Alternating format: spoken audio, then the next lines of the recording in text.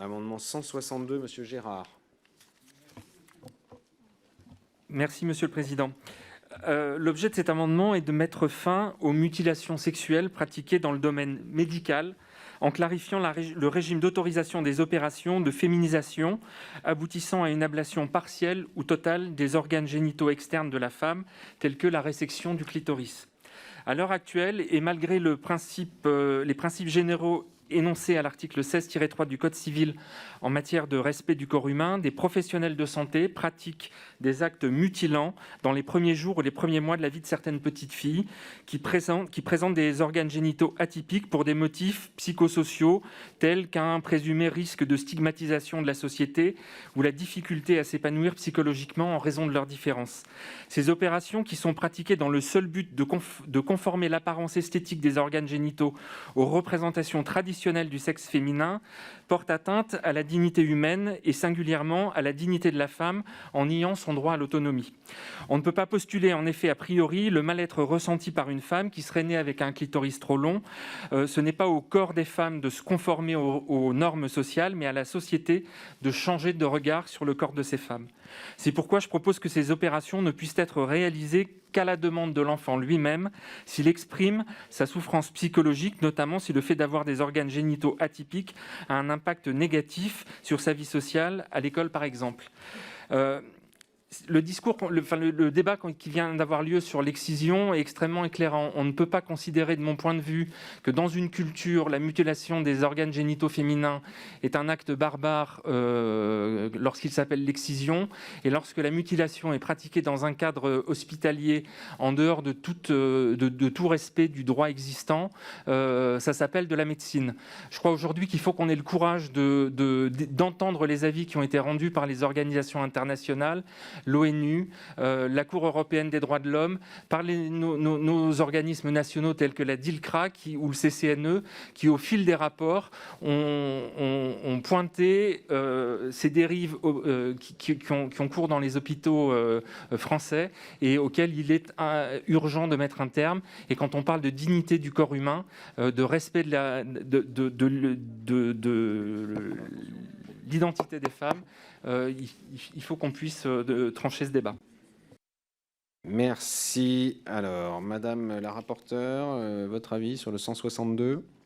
Merci, Monsieur le Président. Vous évoquez un sujet qu'on a abordé dans le cadre de loi bioéthique précédemment et qui trouve effectivement davantage sa place.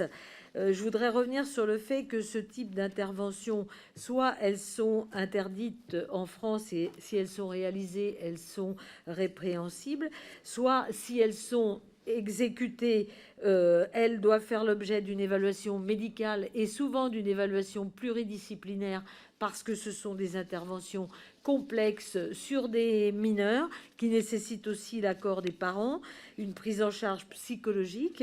Donc, il est difficile dans ce cadre-là de vous dire quelle est la bonne orientation à prendre, puisque c'est plus un problème éthique ou un problème déontologique que de l'inscrire dans ce texte à cet endroit-là. Alors, et une demande de Monsieur Breton et puis Monsieur Pacôme-Rupin. Ah oui, excusez-moi, Madame la Ministre, vous n'aviez pas coordonné votre avis. Non, j'attendais sagement, je suis disciplinée. C'est très bien, c'est très bien. J'ai toutes mes excuses. Non, je vous en prie, pas de problème.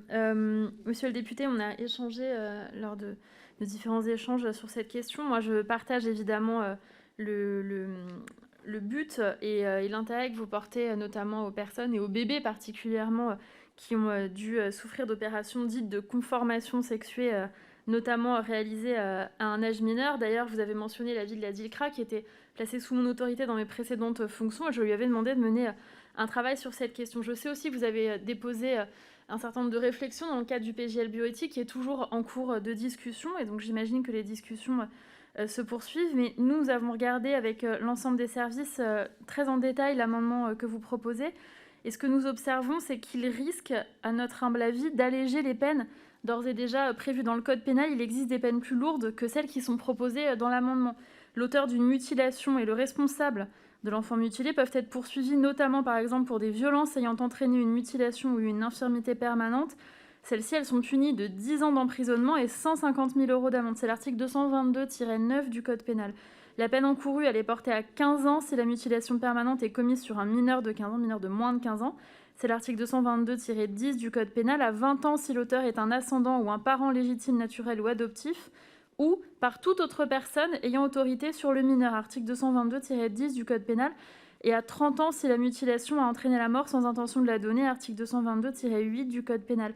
Donc je suis circonspecte parce qu'évidemment, on partage le projet, même si on peut s'interroger sur le lien direct avec le fait de conforter les principes républicains, mais j'ai le sentiment qu'en ce qui concerne les peines, ça les allégerait au lieu de renforcer la lutte contre les mutilations. Donc pour nous, ce sera, comme la rapporteure, un avis défavorable.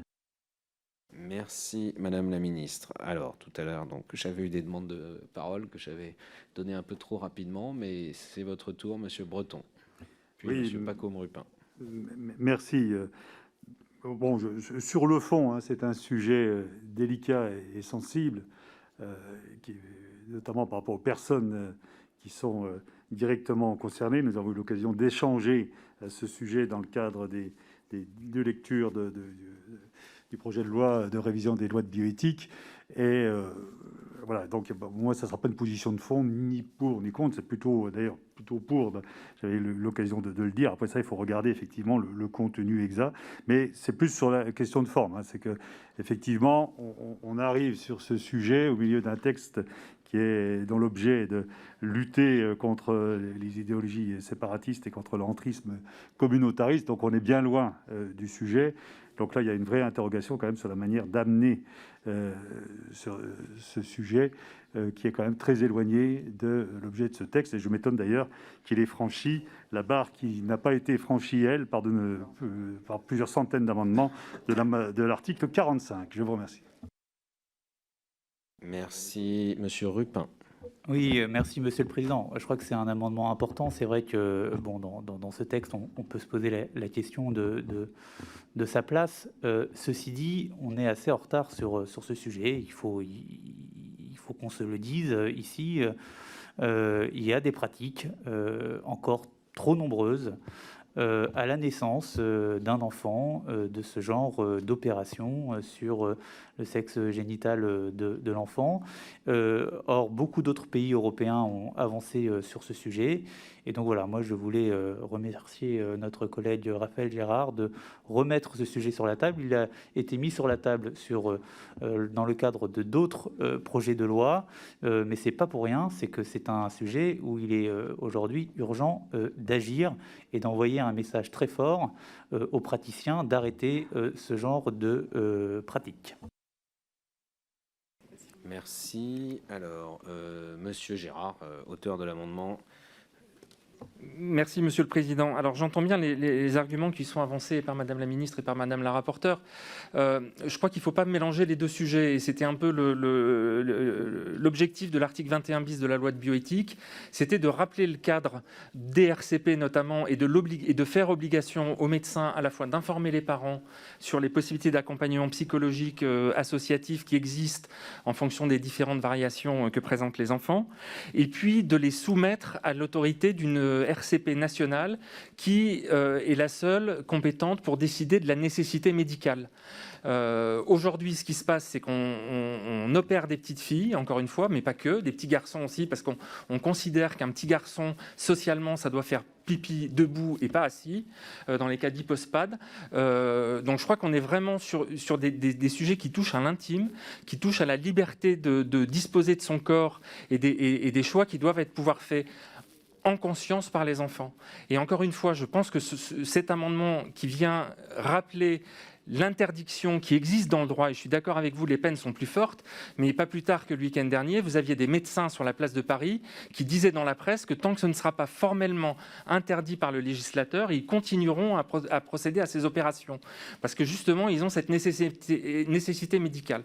Donc la réalité aujourd'hui, c'est que des médecins s'exonèrent des RCP, ou en tout cas font des RCP au sein d'un même service, donc avec un seul point de vue, et ensuite s'abritent derrière cette nécessité médicale pour justifier des opérations qui sont des opérations irréversibles et qui, encore une fois, l'ablation du clitoris, en Afrique, ça s'appelle de l'excision. Alors, rappelons nos principes républicains, qui sont des principes de dignité et de respect du corps humain de tout le monde, y compris des enfants. Merci, monsieur le député. Je mets aux voix l'amendement 162 qui vient d'être défendu. Qui est pour ?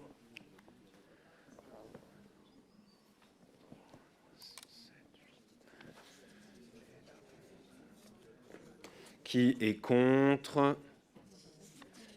Il est adopté.